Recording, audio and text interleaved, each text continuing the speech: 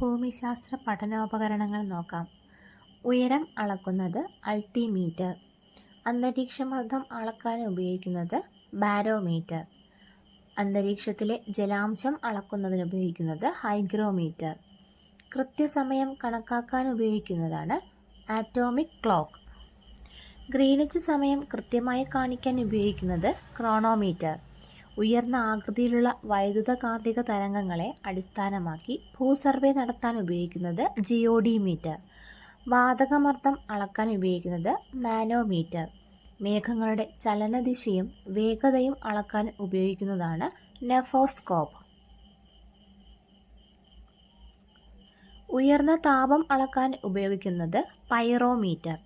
മഴയുടെ തോത് അളക്കാൻ ഉപയോഗിക്കുന്നത് വർഷമാപിനി.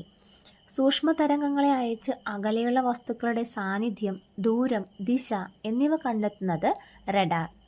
സമുദ്രത്തിനടിയിൽ കിടക്കുന്ന വസ്തുക്കളെ കണ്ടെത്താൻ സഹായിക്കുന്നതാണ് സോണാർ.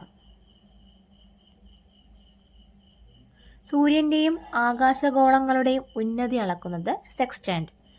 ആകാശീയ ഫോട്ടോകളെ ഭൂപടങ്ങളാക്കി മാറ്റാൻ ഉപയോഗിക്കുന്നത് സ്റ്റീരിയോ പ്ലോട്ടർ.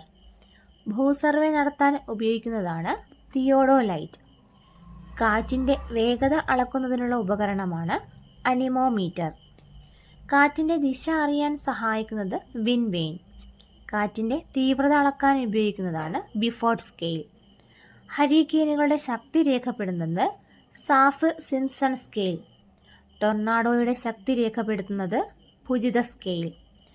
ജലത്തിനടിയിലെ ശബ്ദം അളക്കാൻ ഉപയോഗിക്കുന്നതാണ് ഹൈഡ്രോഫോൺ.